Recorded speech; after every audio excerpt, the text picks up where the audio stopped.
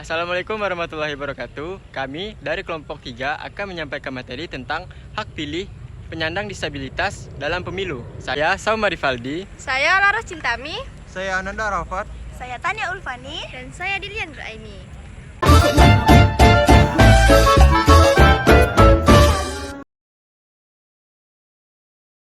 Pengertian hak pilih bagi penyandang disabilitas.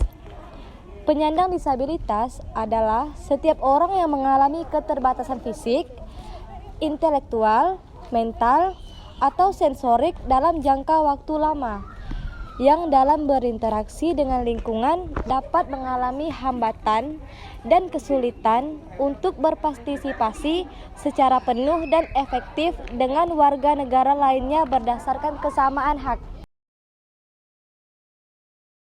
Untuk hak-hak politik disabilitas dalam pemilu, yang pertama, memilih dan dipilih dalam jabatan publik. Yang kedua, menyalurkan aspirasi politik baik tertulis maupun lisan. Yang ketiga, memilih partai politik dan atau individu yang menjadi peserta dalam pemilihan umum. Dan yang keempat adalah membentuk atau menjadi anggota dan atau pengurus organisasi masyarakat dan atau partai politik. Poin yang kelima yaitu membentuk dan bergabung dalam organisasi penyandang disabilitas dan untuk mewakili penyandang disabilitas pada tingkat lokal, nasional, dan internasional. Poin keenam yaitu berperan secara aktif dalam sistem pemilihan umum dan semua tahap atau bagian penyelenggaraannya.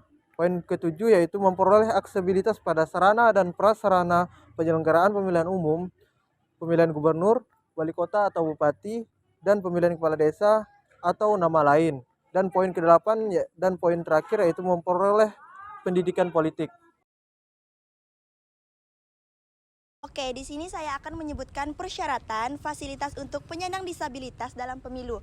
Oke, yang pertama, TPS tidak didirikan di lahan yang berbatu-batu, berbukit, dikelilingi selokan atau parit, ataupun tempat yang ada anak tangganya. Yang kedua, tinggi meja bilik setidaknya 75-100 cm dari lantai dan setidaknya berjarak 1 meter antara meja dengan dinding atau pembatas TPS. Yang ketiga, tinggi meja kotak suara adalah setidaknya 35 cm dari lantai. Pastikan tidak ada benda-benda yang tergantung di langit-langit yang dapat membuat penyandang tunanetra terbentur.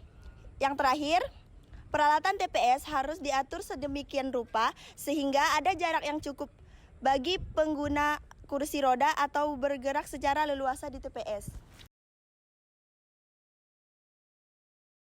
Jadi kesimpulannya adalah bahwa setiap penyandang disabilitas memiliki hak yang sama untuk berpartisipasi dalam proses pemilu tanpa adanya diskriminasi. Upaya inklusi harus diutamakan agar mereka dapat menggunakan hak pilihnya dengan mudah. Undang-undang dan kebijakan yang memastikan fasilitas dan layanan khususnya harus diimplementasikan untuk memastikan partisipasi yang adil dan merata bagi semua warga negara termasuk penyandang disabilitas. Sekian dari kelompok kami, mohon maaf jika ada kesalahan dan jangan lupa Like, comment, and share. Dadah. Dadah.